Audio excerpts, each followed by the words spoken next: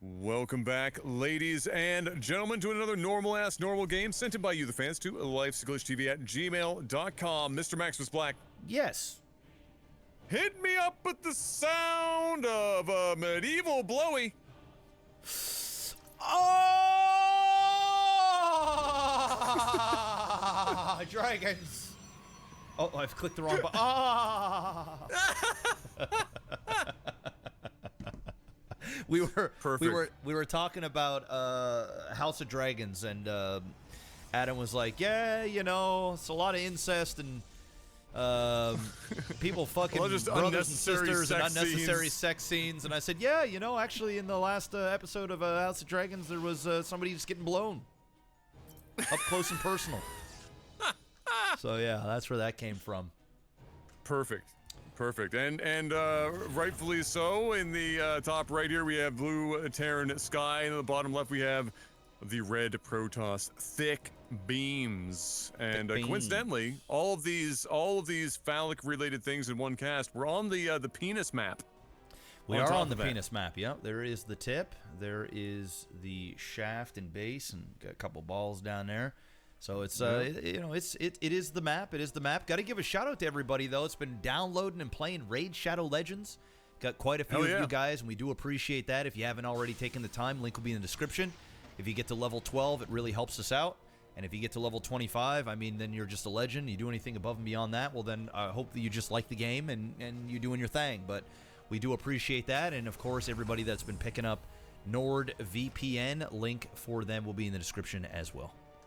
That's my plug. Well, at the moment, as the plugs were ongoing, we're just seeing more or less. It's pretty standard. One would expect. What is my Discord doing? Yeah. Both gentlemen, obviously, it's a normal game. Both of them are doing the standard stuff. We had a little bit of extended scouting going on. There's still some extended scouting going on in the base of Sky there. I think that's just finally been cleaned up as the Reaper pushes out to probably attempt to do a little bit of scouting and harass themselves. Yep. As we move forward, although Protoss is the first to expand.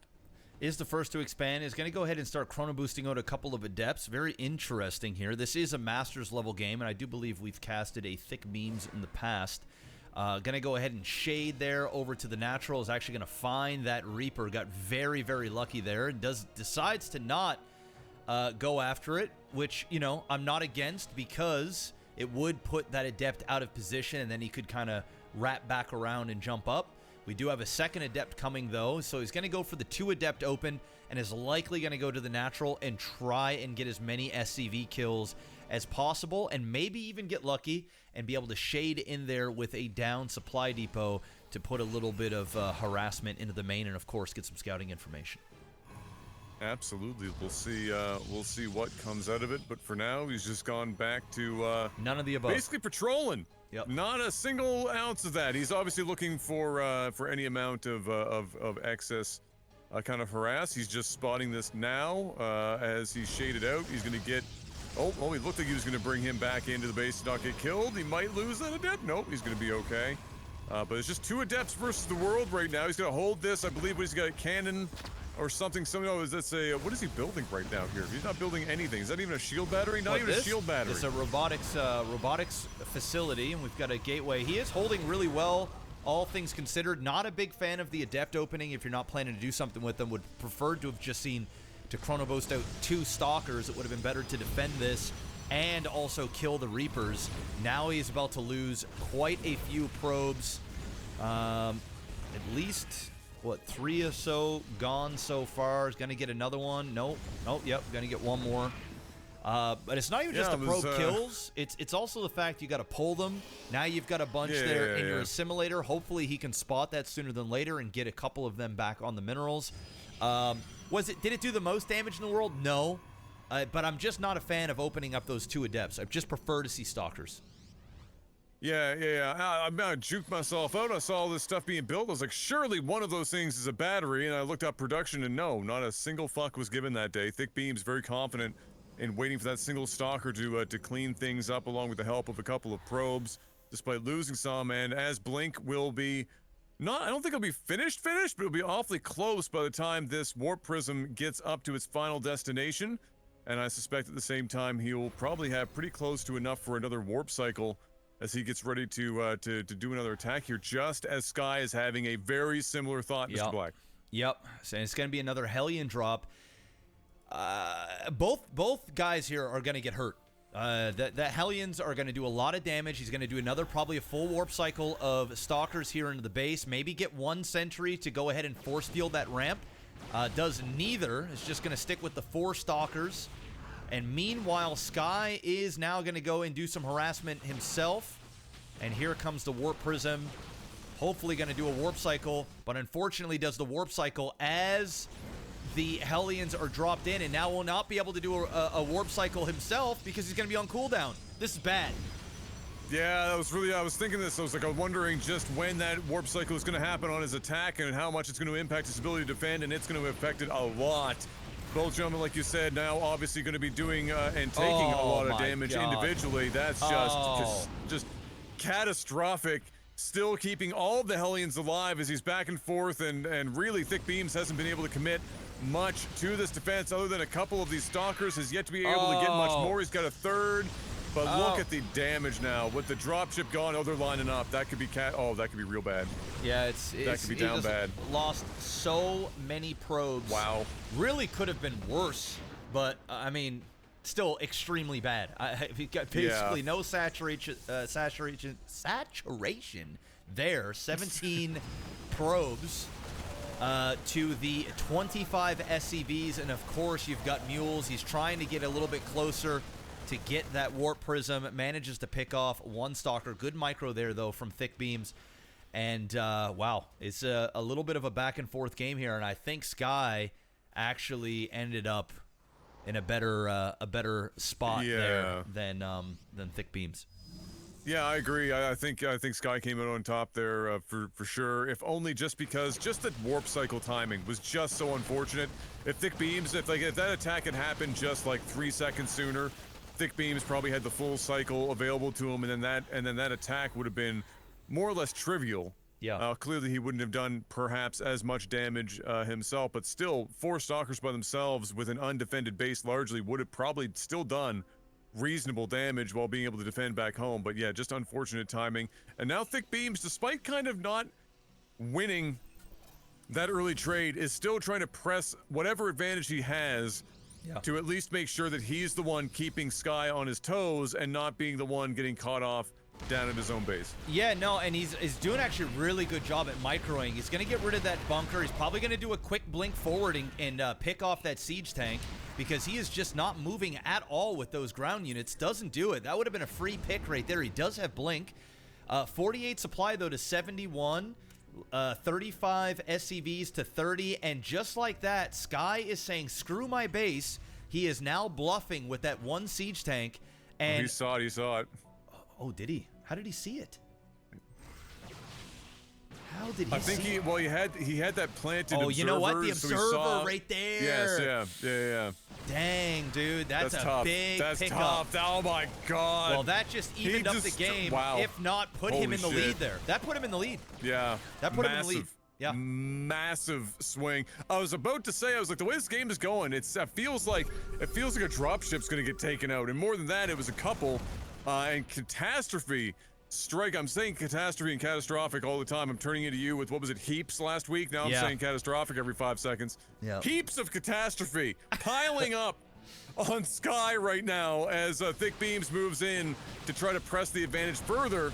But he can't just walk in the front door. That's still a fair amount of Terran units, Mr. Black. Yeah, it's quite a bit of Terran units. He's going to back off. Probably going to now take the Warp Prism right up into the main. He's going to blink back here. He's just doing a manual blink. He needs to make sure not to lose that Warp Prism. And now Sky is heading down to the base. And like I said, he's going to take that Warp Prism in there. I like that, but he needs to warp in back at home. He's doing exactly that. Now he's also recalling 2 of those Stalkers back. No shield batteries here, but it is enough of a harassment to get him to pull back from that attack. Look, he's so indecisive. He's saying, do I go? Do I stay? Well, I think I kind of got to go, and that is a perfect opportunity for thiccbeams to get the hell out of Dodge and bought him enough time to now drop down a third. And I would like to see thiccbeams go and take the Selnaga Tower. and just have a little bit more presence to see when he decides to move out, although he still does have that one observer in the base, so he does clearly see the bulk of the army. So very well played here from thiccbeams. He's picking the right times to go and get the pickoffs, to go back in, and now he's starting to move up into the middle of the map. Yeah, for sure. I mean, this is a very well-balanced game we've seen so far. Both gentlemen taking it as well as they're receiving it, if you know what I mean. And really doing a good job of keeping each other kind of on their toes. It's just been that one, really, two pivotal moments. One, it was the attack timing from Sky that slowed thiccbeams' initial attack up, and then that one observer is putting in, or did, I think it's gone now, it finally got killed. Put in an enormous amount of work, allowing that pickoff of all of those units traveling on the top side of the map. And that one move right there of that observer catching that was the difference, to the point where now thiccbeams is really getting closer and closer, it feels like, to being able to just move in for a kill shot, but not before Sky tries to take an opportunity of his own to do the same thing to thiccbeams. Yeah, he just needs to basically let this third die, keep warping in, and just buy as much time and do as much damage. Do not retreat, and just keep applying pressure. This is a decent attack. This is a bit scary, but with that being said, he does have charge lots. He's still, I would have liked to have seen a couple of shield batteries back here, but he has been microing really well, so he might have the confidence in his micro to just not need them. And he is going to fall back with these stalkers, which I'm not totally against, since he still does have his warp prism up here, and he's going to go ahead and try and pick off each one of these medevacs. That was a big pick right there. Huge. Huge. Huge. Yeah, huge. Just got that last attack, all that he needed, and it was successful. And that's going to be the difference between Sky pressing into the thiccbeams main and deciding instead to go home. He just does not have the units at this point to be able to continue that attack, especially since thiccbeams retreated with the majority of his army. He might get this pick off here if he's paying attention. He might drop a couple and try to get rid of this this warp prism. He is going to get close. Only 2 Marines. That is sad to see, unfortunately. 2 Marines is not going to cut it. But here we go with some more harassment. thiccbeams not letting the harassment stop. We now get some patrolling Viking from Sky to try to slow that down, but really... Here comes the pick. He's going to blink into it. Oh, he went down at the same time. He needs to focus down on those medevacs. Does not want to get too aggressive because he doesn't know what's in front, so he doesn't want to fully, do an aggressive blink up front. He does. He goes back, and now look at this. thiccbeams is literally playing like a fucking Terran. He's got warp prisms all over the place. It is constant harassment, and this is harder than it looks. For everybody that's watching this right now, I can appreciate it simply from the fact that not only is he being relentless and he's hitting and harassing at all times, but he's also just not allowing stalkers to die. He's microing very well. He's maximizing just about every stalker that he can, blinking back at the last seconds, picking them up when the blink is on cooldown, dropping them back down. I'm noticing the small stuff, and the small stuff is paying dividends right now for thiccbeams. Sky just surviving. The third base being stopped again. The third base now going up here for thiccbeams. This is just very, very well played. Look at that. Blink backwards and then went in the warp prism. Manages to finally pick it off, which is a huge victory for Sky, because these warp prisms are putting copious amounts of fucking damage. Oh, no. And that third base is going down, and he's so desperate, he's going to try and take his original main and bring it down to the third, and now he's finally in a spot where he's going to have to recall back or just die. There's going to be a lot of loss there. He's going to recall back, not before he loses 90% of his forces there. But that's okay. Sky was able to keep his what will become his expansion alive. He is getting, like you said, desperate enough to start just moving existing bases into position instead of trying to build new ones, which at this point in the game makes sense because there's not really anything to mine anymore in this main base.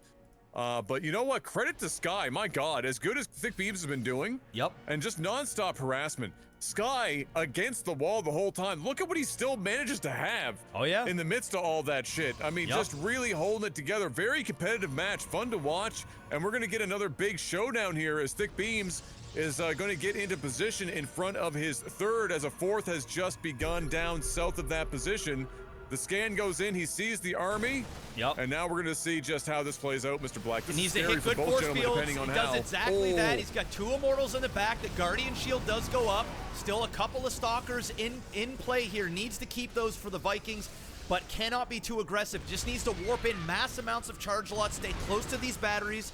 He still has enough energy to do the overcharge on that as well. He does do it a little bit early there.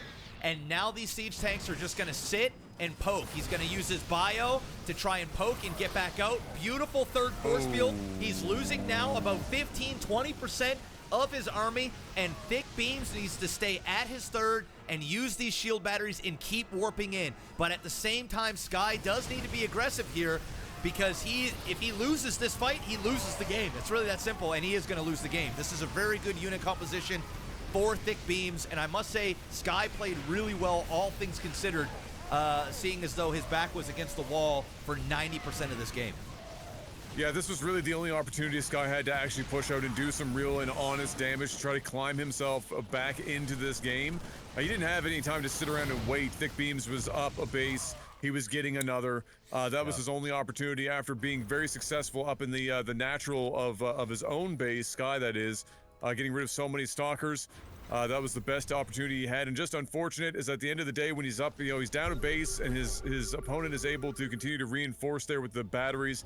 Makes it very hard wall to break, and he's going to make one more valiant stand here perhaps, but he might just GG out It's after over. these scans, because it's over now, 109 to 56, and just a really solid, well-played game by both gentlemen.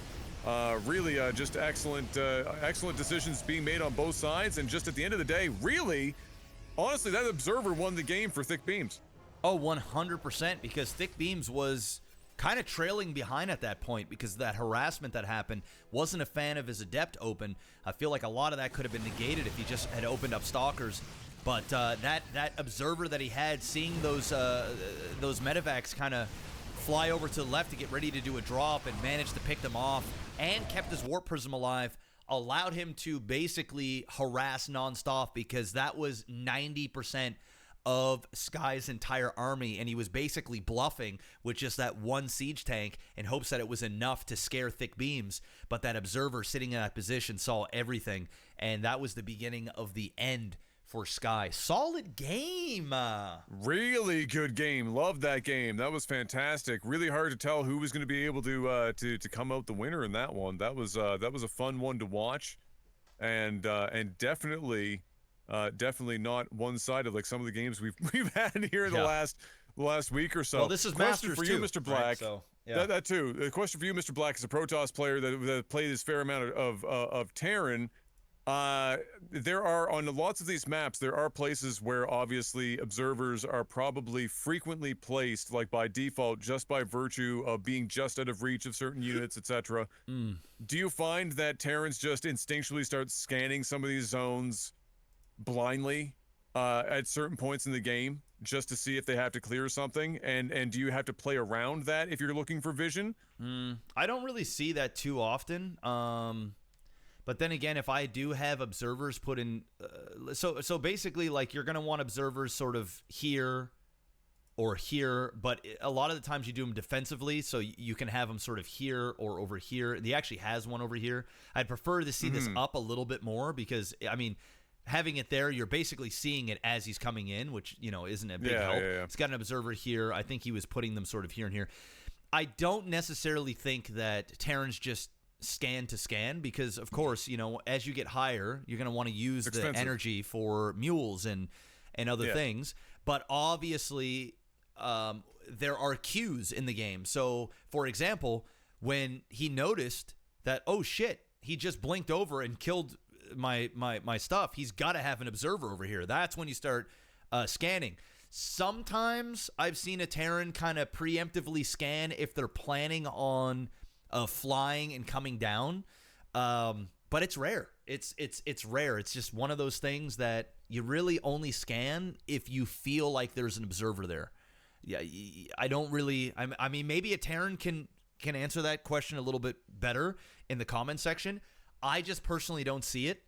And then again, I'm also not staring at my observers when they're actually out there. So if they are being scanned, I might not even notice. The only time I ever really see it is when I'm looking at my mini-map to see if I see any blue dots that are kind of flying or running below or around my observer. And that's the only time I ever really take notice. Because, you know, if you have observers out, you're never just staring at your observer. You only look when you see it pinged on the mini-map.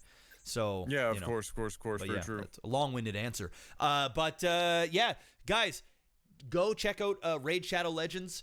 Link will be in the description below. Download, play. It's a great way to support us directly without throwing any money directly at the screen. And it's free to play, and you can download it on PC or mobile.